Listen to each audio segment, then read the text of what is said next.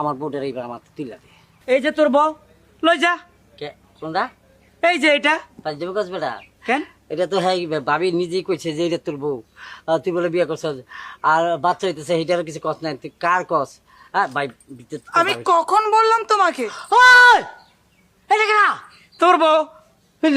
আমি কি তোমাকে একবারও বলছি যে ওনার সাথে আমার বিয়ে হয়েছে? তুমি বলছো যে ও বাসায় আছে কিনা, আমি বলছি যে হ্যাঁ বাসায় আছে।